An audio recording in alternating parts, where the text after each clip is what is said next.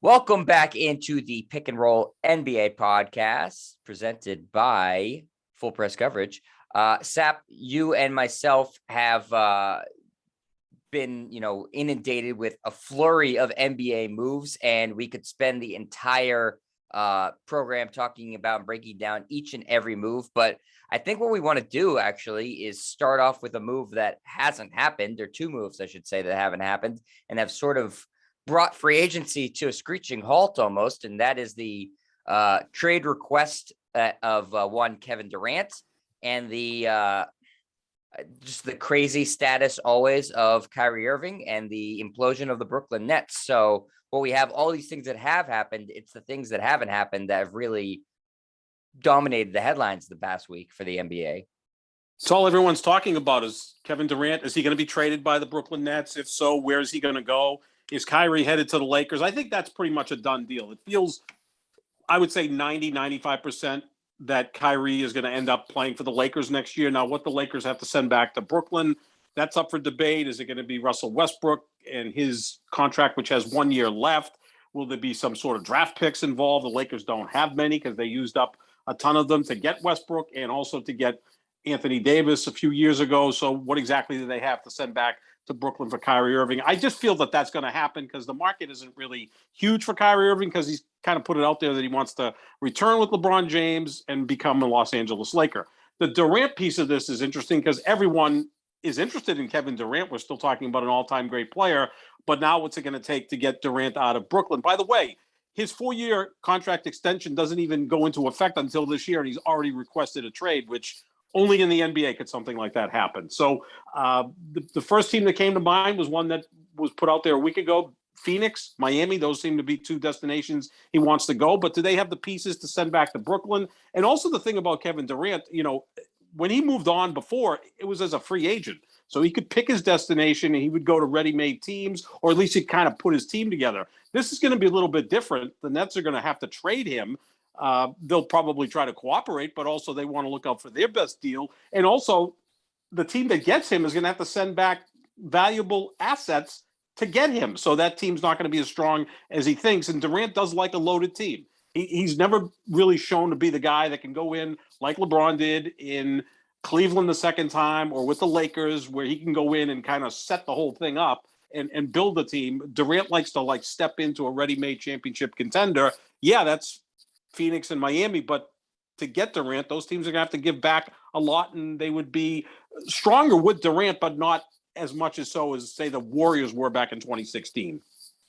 Right, and the Nets are in an interesting situation, Sap, where, things are obviously imploding around them, but they still, they kind of control the contract status of both Kyrie Irving and Kevin Durant. And I know Kyrie just opted in for $36 million just for this year, but neither of those guys has a no trade clause, as those are very rare in the NBA. LeBron might be the only one who has one. I'm not even sure if he does. And so, as you mentioned, Durant has 4 years left on his. So, the Nets can be patient. They don't have to do this immediately. And I from what I'm gathering, there seems to be a sense that the Durant situation especially could linger on until training camp, because with those years on his contract, the Nets aren't exactly, gung-ho to trade one of the best players in the league. Because, whenever you're trading a star player or a player close to Kevin Durant's caliber, you're not going to get, an equal return. That's just not how it works when you're trading a star player. And plus now, Sap, the market has been sort of dictated a little bit with some of these trades that happened, moves happened prior to Kevin Durant's trade request. The DeJounte Murray trade from San Antonio to Atlanta and the Rudy Gobert trade from Utah to Minnesota have put a premium on a lot of unprotected draft picks.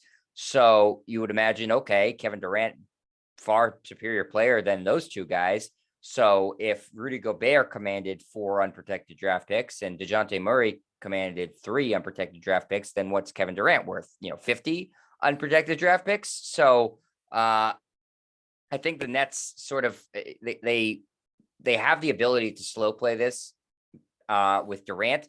With Kyrie, it does seem like he's going to be a Laker, but at the same time, based off of what Kyrie has done to sort of implode the Nets organization, I don't feel like they necessarily want to send him to his preferred destination. There might be some spite going on because right now, Sap, why would that trade have not been completed already? I don't think the Lakers have much to offer.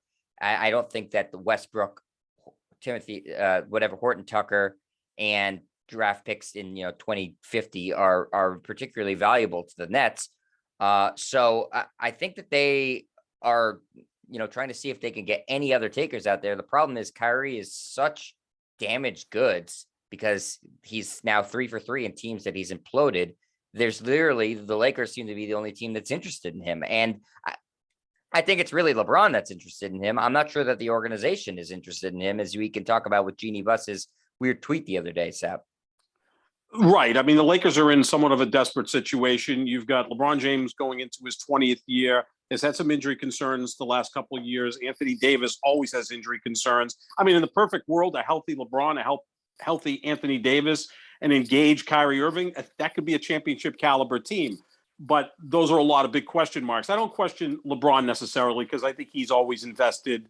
Just the fact that he's getting older and sometimes it's out of his hands whether he can last an entire season. With Anthony Davis, is he putting time in the offseason? I mean, he seemed to be proud to say last month that he hadn't touched a basketball since the season ended, which I don't think you want to get out there if you're trying to prove that you're a serious basketball player. And then you've got Kyrie Irving, who it appears that basketball's 4th or 5th or 6th on his list of most important things to do. But there's no real market for Kyrie Irving because teams aren't going to want to give up much to bring in a guy who could retire by midseason. You don't know what Kyrie Irving is going to do going forward. So I think he is going to end up with the Lakers. It's kind of on a slow burn right now, and we'll see what the Lakers will have to send to Brooklyn to make this possibility happen. In terms of Kevin Durant, yeah, when I saw what Rudy Gobert got from what Utah got from Minnesota for Rudy Gobert, I'm like, what the hell is Kevin Durant going to net? I mean, the Rudy Gobert trade felt like the Herschel Walker trade. Is like you kept hearing more and more and more, and it ended up being like 9 pieces, whether it be players or draft picks for Rudy Gobert. Then Kevin Durant, they might as well just exchange the entire franchise for him because even at 34 years old, he's a much better player than Rudy Gobert. So the Nets, they can be smart here and try to get as much as they can, and they'll just hold on as long as they can. It doesn't have to happen this week. It can happen later in the month because, again, it's not like the NFL where you're going to get a quarterback and you got to bring him in and he's got to learn your offense and all of that type of stuff. I mean, Kevin Durant can roll out of bed and score 30, quickly. Yeah, and again, because of the contract status where he has 4 years on it, I don't think the Nets feel like they have to rush into this by any means. Their organization's already crumbling at the seams. I don't think it makes a difference whether they trade Kevin Durant today, tomorrow, or months from now. As far as the teams that he's requested, obviously a lot's been talked about Phoenix and Miami, that they were the 2 1 seeds in each conference, and this is Kevin Durant being a front runner, which he, I think is fair criticism. But there is difficulty in those 2 teams, as you alluded to, Sap, with acquiring Kevin Durant, not just because they would have to give up significant pieces to get him, and so they wouldn't necessarily be the same team that he walks onto. But are the pieces good enough for Brooklyn? Because the way that the NBA CBA is structured, the Nets couldn't go to Miami and say, we want Bam Adebayo, because they have already traded for Ben Simmons. You can't trade for 2 guys who just signed their on the first deal after their rookie extension. And that's Bam Adebayo. So they can't acquire Bam Adebayo. So that leaves you with, okay, well, we want Jimmy Butler. Well, does Kevin Durant really want to go to the Miami Heat if they don't have Jimmy Butler? Probably not. And then, so really, is the guy that you want to build a package around Tyler Hero, who really had a poor playoffs, and maybe as we know, he's a good 6 man who won 6th man of the year, but is he a guy that you can build your team around? I don't think so. So I don't know that that's great return. And as far as the Suns go, Sap, you hear a lot about DeAndre Ayton being the guy involved in it, but he has to play ball with it. He's a restricted free agent, but if he doesn't want to play for Brooklyn, and if Brooklyn doesn't want to pay him what he wants to be paid, which is a max contract, then that trade's not working out either. So, there are some strong caveats to those 2 teams being Durant's requested teams that I don't know that Brooklyn would necessarily be interested in either of the packages. And you have a lot of other, factors that aren't just, Durant wants to go to these teams, okay, it's going to happen. It's a fait accompli. I think a team that people have been talking about recently that you could be on the lookout for, and I'm curious if you agree with me, Sap, is the Toronto Raptors, who did a similar move with Kawhi Leonard, except for he only had a year left on his deal. Kevin Durant has 4, and they have the ammunition to go get him, whether it be Pascal Siakam or Scotty Barnes, the reigning rookie of the year. I think either of those pieces would be more enticing to Brooklyn than whatever they would get from Miami, Tyler Hero, or what they could potentially get from Phoenix and what would be maybe DeAndre Ayton or Bridges. Masai Ujiri, who runs the Toronto Raptors, we're both huge fans of his. I think he's the best executive in the sport. I think he's quite capable of making this move happen. He did it 4 years ago, actually, for Kawhi Leonard. And as you said, it was only for 1 year. This is for 4 years. Apparently, Kevin Durant grew up, his favorite team is the Toronto Raptors, whatever the hell that means. I don't think that's going to have a major effect on that. He's going to want to go where he's comfortable playing with a chance to win a championship, those types of things. Again, if it's Pascal Siakam, draft picks, and maybe some other pieces, then you've got Durant with Scotty Barnes. Now you can kind of build something there. Van Fleet, Fred Van Fleet obviously is your point guard, and Scotty Barnes to me is going to be an all-star, if not next year, shortly thereafter. I'm very high on him. So there's some pieces there, and I'm sure Durant respects Masai Ujiri, Nick Nurse. They have a team that did a really good job last year when you're considering that they were dealing with the COVID issues north of the border and also some injuries, and no one was really high on them. And they played pretty well down the stretch, ended up being the 5 seed before losing to Philadelphia in the first round. So that's a really well-run organization. We've heard the Celtics could be interested. I think it would start with Jaylen Brown. It would be Jaylen Brown, maybe one other young player, and then some draft picks for Kevin Durant. Would Durant want to play here? Again, he has no say. He doesn't have the no trade contract, but I think Brooklyn's going to try to figure out a way to make sure that it works out. They can get as much as they can in return for Kevin Durant. This is just going to dominate the NBA news until it's done. And like you said, it could linger on for a month. I remember when Kevin Garnett was traded from Minnesota to the Celtics, that happened in late July. So, we could be sitting here in 3 weeks still talking about where's Kevin Durant going. Yeah, and I think it's been holding up some of the second tier free agents because they want to see that the agents want to see what the market is and who gets moved, and then what team subsequently has needs to fill after a Kevin Durant trade, because you assume it would be a lot of moving pieces. So it's kind of grinded free agency down to a bit of a halt here. So we'll have to see what happens, but obviously a player Kevin Durant's caliber, who has that many years left on his contract, it's almost an unprecedented sort of thing in the NBA to request a trade with that status, with that many years left on your deal. So the NBA is constantly surprising. And the Kyrie Irving situation remains interesting because we know the talent, but we also know that, again, like I said, Sap, 3 for 3 in imploding teams, Cleveland, Boston, and now Brooklyn. He will just, walk away when he feels like it, play basketball hard when he feels like it, and not give a crap when he feels like it. So I think rightfully so, a lot of teams are gun shy. The Lakers, though, I wouldn't, a lot of people are saying the Lakers are considering, the bold move of adding Kyrie Irving. I don't really consider it a bold move. If they could do the framework that's been discussed, Sap, and trade Westbrook and, spare parts for Kyrie Irving, that's a massive upgrade. I don't think that's bold at all. The Lakers have nothing to lose at that point. No, they want to get rid of Westbrook. He has 1 year left at $47 million. So, you could trade Westbrook and maybe THT or some other players that they have. They have this deep roster of garbage, but you could maybe cobble together a few players. Draft picks are going to be difficult because they really don't have any. And then you go out and get Kyrie Irving, and maybe to make the contracts work, maybe Seth Curry is someone who goes from Brooklyn to LA, which would be a really good move for the Lakers because, again, LeBron James benefits by having those really good shooters.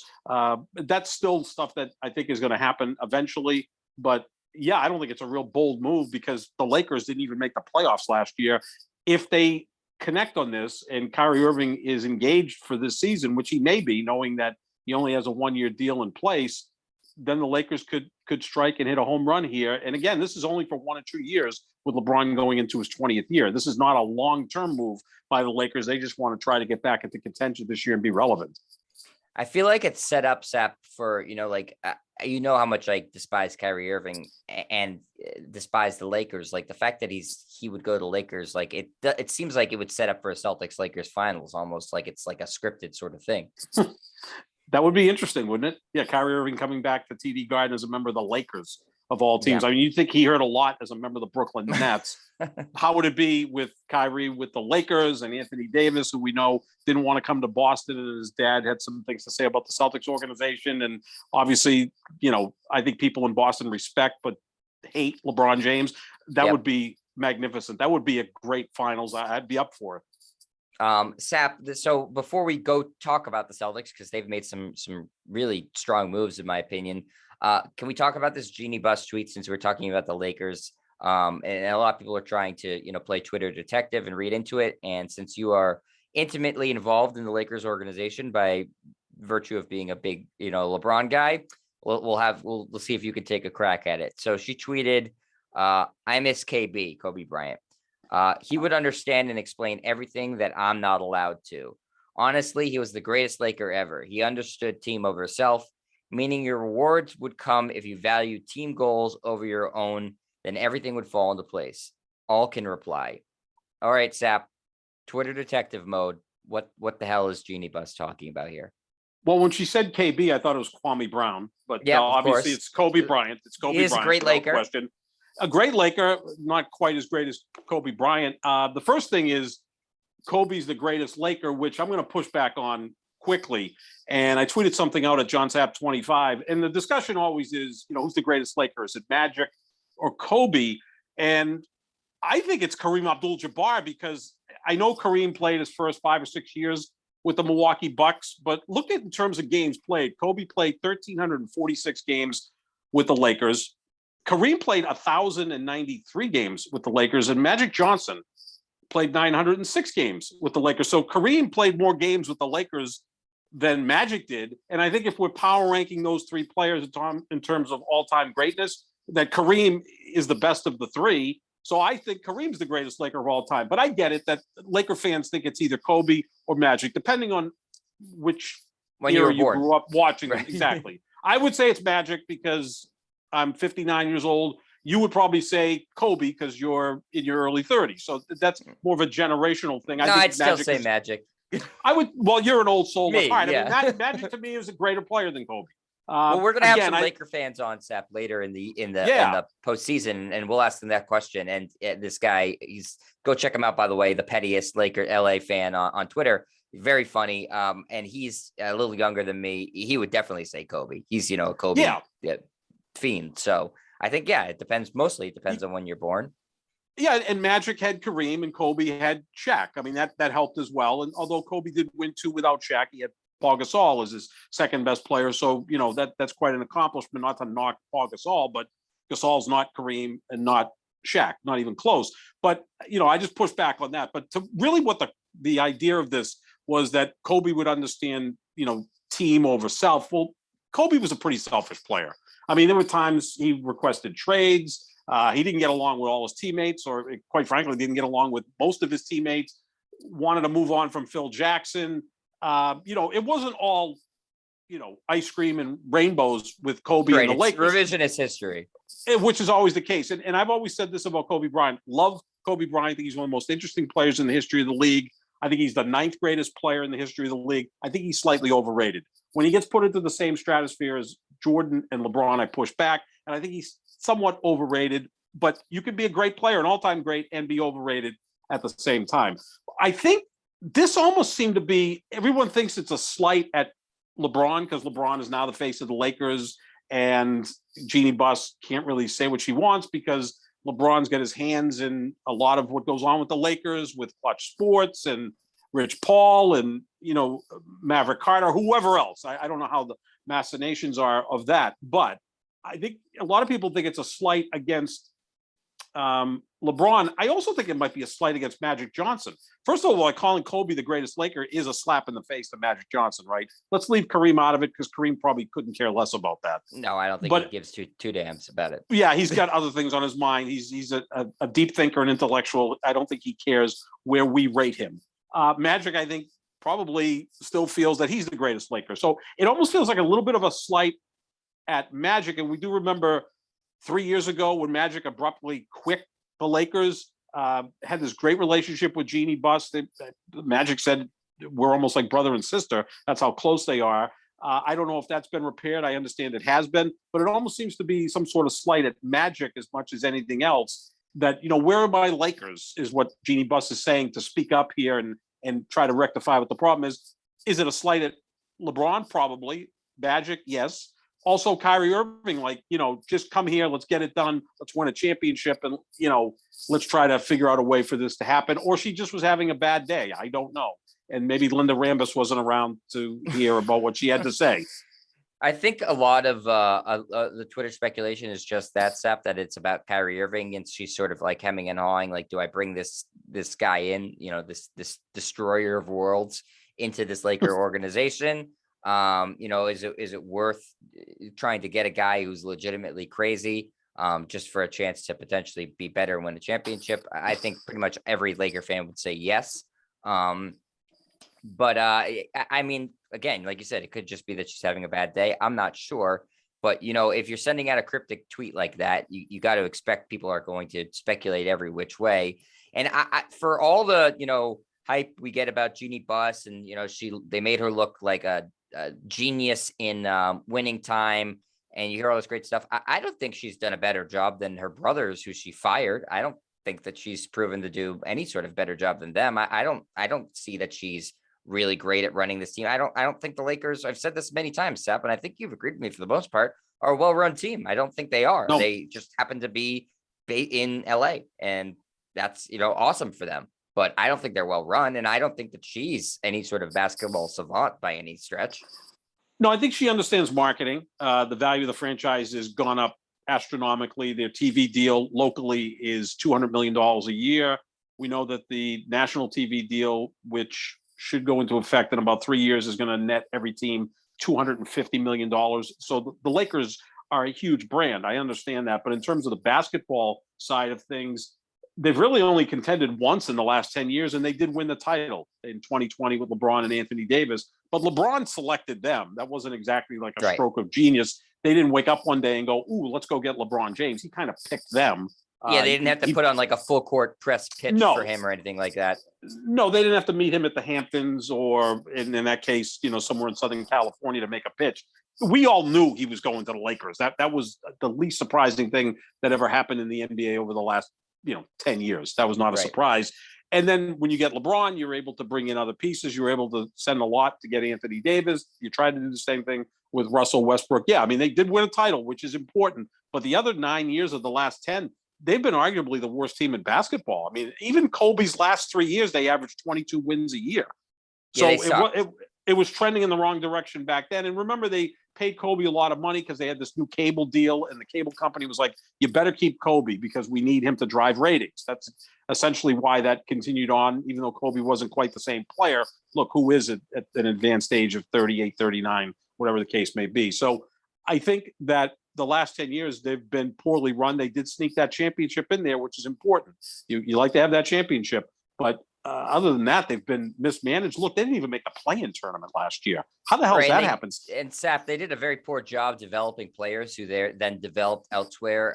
D'Angelo Russell developed once he left the Lakers organization. Brandon Ingram, Julius Randle, even Lonzo Ball played much better after he left the Lakers. Mm-hmm. So I don't think they have great player development. Now, obviously, they're a veteran team. Last year, they were the oldest team in the league by a wide margin. So, player development isn't super important then, but I think that's just another organizational issue that they've had, is that they had a lot of high picks, and the players that they drafted actually, for the most part, turned out to be pretty damn good players, but not for the Lakers. No. I mean, they could have had Jaylen Brown in 2016. Instead, they took Brandon Ingram. And Ingram's really good. I'd say Brown is slightly better. And Brown's been able to develop in a more stable situation with the Celtics. In 2017, they took Lonzo Ball, which we all knew they were going to do. They could have taken Jason Tatum. I mean, just picture the Lakers with Jaylen Brown and Jason Tatum. Now, the only thing is they would have had to trade one or both of them to get Anthony Davis. And now you'd really look back on that trade and go, wow, that's a disaster, because Tatum right now is a more valuable commodity than Anthony Davis is. And I think Jaylen Brown Sure. is as valuable a commodity because Anthony Davis can't stay on the court more than half the season. So, yeah, they just haven't developed players the way that you would anticipate them doing that. But the draft picks were pretty good. Even Julius Randle was 7th overall in 2014. He's had a nice career. Russell Ingram and Lonzo Ball, if he's healthy, are nice players. So they could have developed those players, and then you add LeBron in, and maybe you've got something Kuzma for the next few years. Solid pick Kyle too. Kuzma was a really good pick late in the first round. I mean, and No, they've drafted well, but they don't develop well. They don't develop them. They don't have patience. They don't, allow things to kind of slow burn. They have to do everything quickly because it's a intense market. And then when you go sign LeBron, it's like, okay, we got to make this happen right away. The entire organization becomes a microwave, and you got to go get ready-made players because LeBron's probably not in the business right now of developing young players, especially going into his 20th year. I mean, maybe he's going to develop his son at some point, but I don't think he's really interested in developing rookies at this point. No, and he hasn't been, since he left Cleveland the first time. When he came back to Cleveland after Miami, he traded, they had the number 1 pick, and he wanted them to trade Andrew Wiggins for Kevin Love. And look, they won a championship, made a bunch of finals with him. So, yeah, hard to say that was the wrong decision, but he's got no interest in playing with, rookies. No. It's like, just like we said for years, Sap with Tom Brady, when the Patriots are bringing young wide receivers, Brady didn't want to play with them. He didn't have the patience to help them figure it out. And it was probably to some players' detriment who could have stuck around the NFL for a little bit longer, but he wasn't doing it. And the same for LeBron James. Once you reach that level of greatness that those guys have reached, you have no patience anymore. You just expect greatness from everybody. And sometimes that works to, most of the time it works to the team's advantage. Sometimes it doesn't. Sap, an interesting parallel is also a team the other team that's in the biggest market in the NBA. The Knicks also have lacked patience, but they have not been able to bring in the free agents like the Lakers have. So the Knicks have tried to do the same thing where they say, okay, we want to trade all these young guys for a player, but they haven't identified the right guy, and the guys that they want to sign don't come there. And now they've spent $110 million on Jalen Brunson, and that's their guy now. So, it's sort of same mentality, but not the same results for the Knicks. Much better weather in Southern California. And again, the Lakers brand is much bigger than the Knicks brand. It's glamorous. It's sexy. So you get Shaq going there. You get LeBron going there. Look, management pulled it off in 1996 when they traded for Kobe Bryant, who was drafted 13th overall by Charlotte, said he wasn't going to play there. And they were able to move Vlade Divac for Kobe Bryant, one of the greatest trades in NBA history. They struck it rich with Kobe Bryant, but then they also were able to bring in Shaq in 1996, and they won, obviously those titles together. And then you get LeBron, and pieces can fall into place. But you're right, the Knicks are a disaster. No clue why they signed Jalen Brunson to a 4-year, $110 million contract. Good for him. I'm all in favor of players making as much as they can. But if that's going to move the needle, then I'm misreading what Jalen Brunson is. They're not going to be, he might win them 1 or 2 more games than what they were. Right. I mean, I like Jalen Brunson. I think he's a good player, but I would not pay him that amount of money. And what I think, I will give Jeanie Buss and the Lakers credit with this. I agree with you. They know branding. They know the power of that Lakers brand, and they use it wisely when they can. The Knicks think that they have the same brand as the Lakers, and they are delusional about the power of their brand, which has no sway to NBA free agents whatsoever. The Knicks brand means nothing to anybody who's in the NBA. It hasn't meant anything to anybody in a long time. So they're trying to use the same sort of strategy as the Lakers, but they have completely deluded themselves into thinking that they can do what the Lakers can do. So just since the last time the Knicks won a championship in 1973, you weren't even thought of being born. I wasn't even a sperm yet. No, not even close to it. I was 10 years old. I wish I could go back to being 10 years old. But since 1973, the last time the Knicks won an NBA championship, the Lakers have won 11 of them. Yeah, it's not good. Not good no. for the Knicks. But yeah, so that's another big free agency move. But Sab, before we get out of here, you do want to talk about what the Celtics have done, which, I was very trepidatious, in fact, downright negative about Brad Stevens taking over the job as general manager of the team, replacing Danny Ainge. Not that I wasn't okay with Danny Ainge moving on, because I thought it was time, but I felt like he got fired from being a coach and then promoted, which I didn't understand. He had no experience on the job, but credit where credit's due. He's done a really good job. The Al Horford move last offseason was a stroke of genius because Kemba Walker has negative value. And we saw how good Al Horford was. They don't get to the finals without him.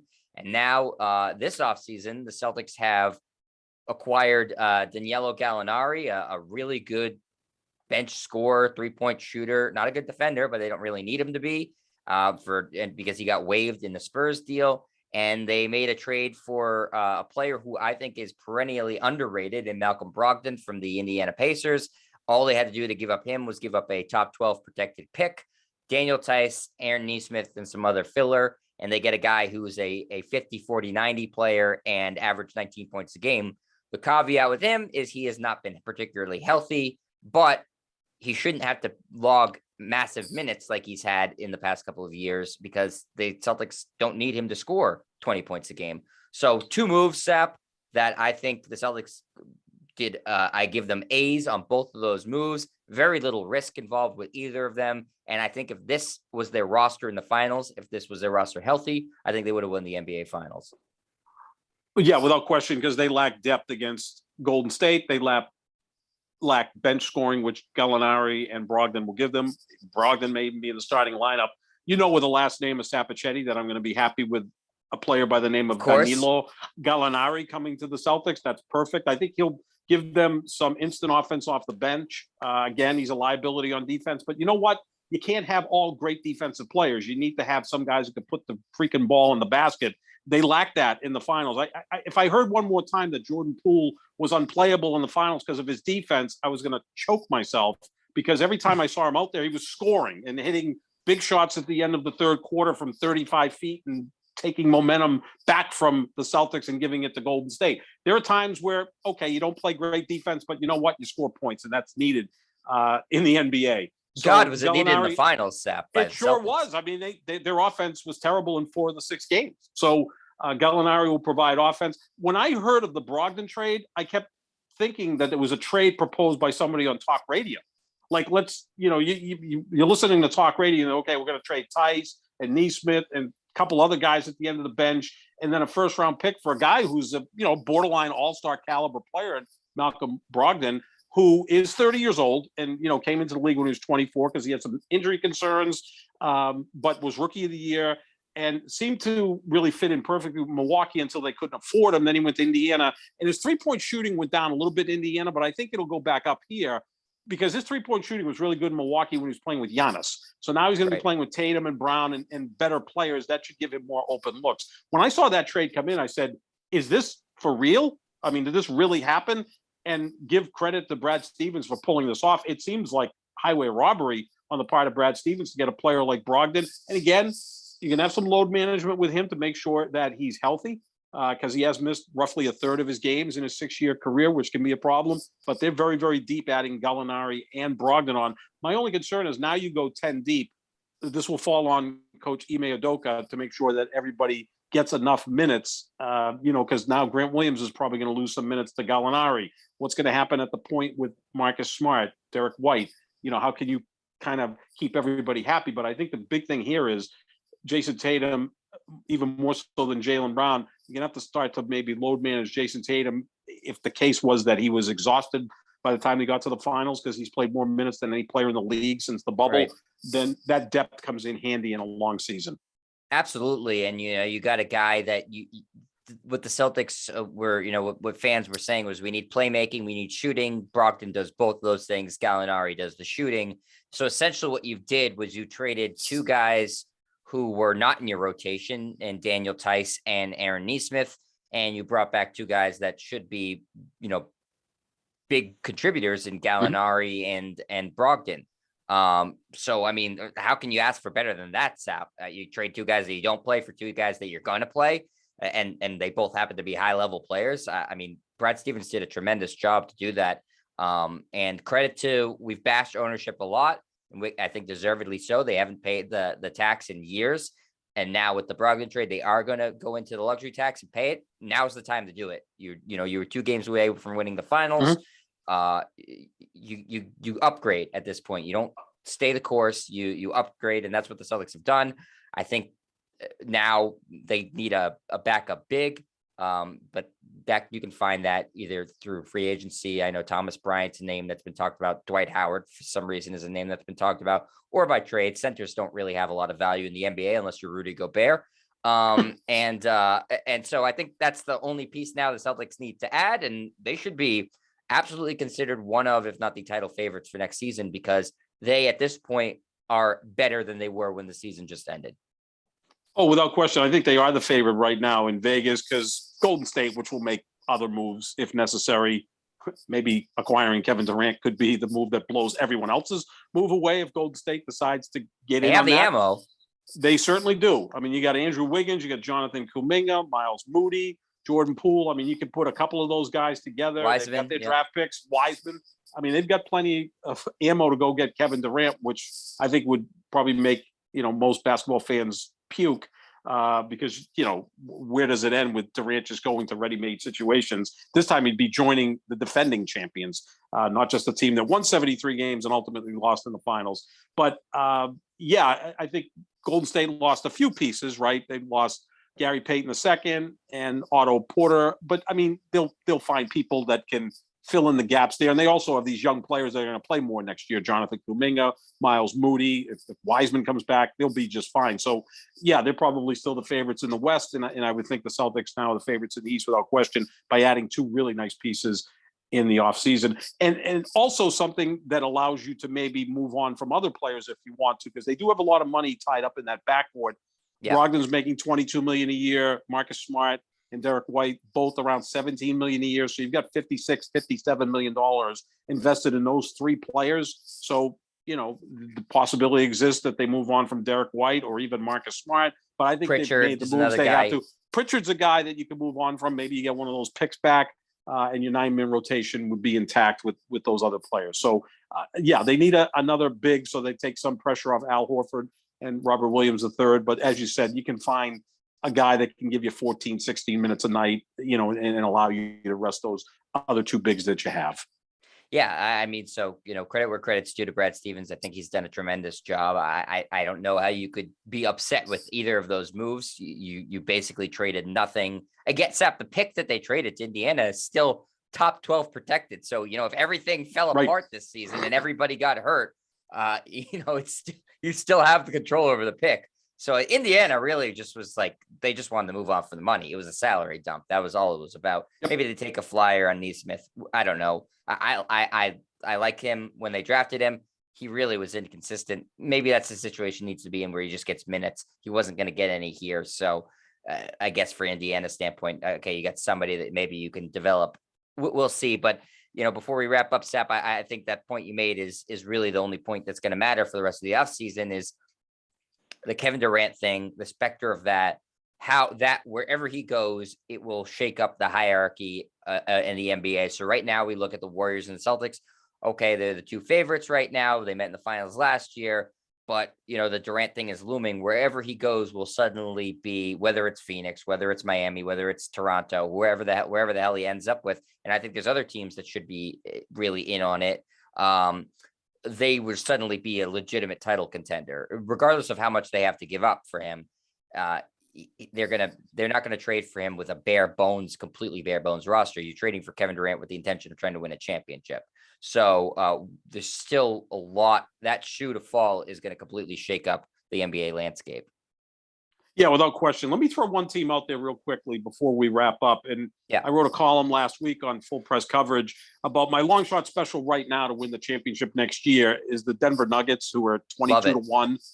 The thing about Denver is they have the two-time reigning MVP and Nikola Jokic. The last time there was a two-time reigning MVP who didn't really play well in the playoffs, or his team did play well in the playoffs, was Giannis, who then the next year won a championship, right? And again, sometimes you see these things happen in pairs or in threes.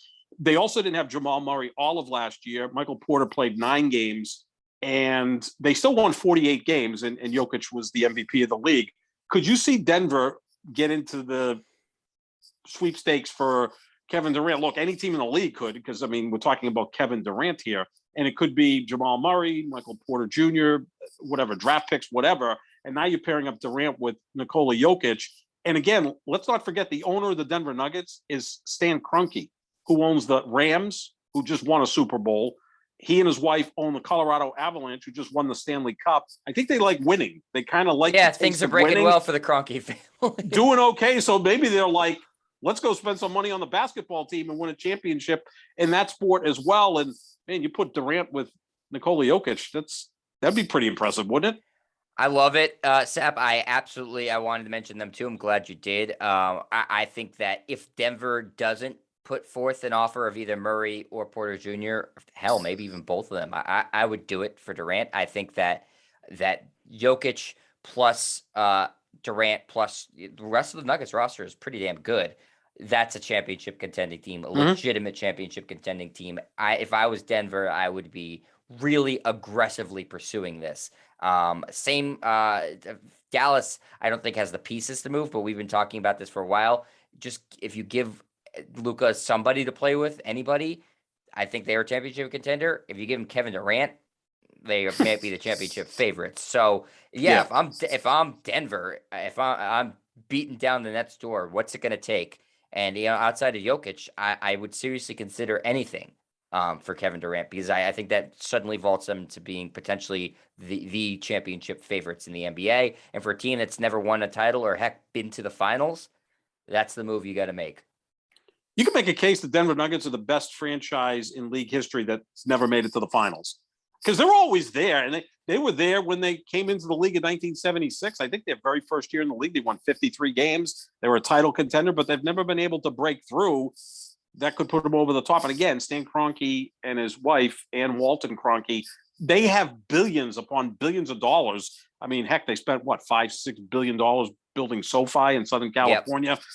What's Kevin Durant's contract? That's like pocket change for them. Yeah, I think it's a great fit. And I think that for a team that, has a good fan base and has been perennially pretty good, to vault them in the championship contention, it would be great for the league. I think Durant would really like playing with Jokic, I would imagine. Maybe he could learn to ski and would like living in Denver. I don't know. But we'll see. That's a great idea, Sep. I fully endorse it. I give it my stamp of approval. Thank you. Thank you so much. You're very welcome. All right. So that's going to do it for us here at the Pick and Roll NBA podcast with Jet and Sap. Thanks to Full Press Coverage.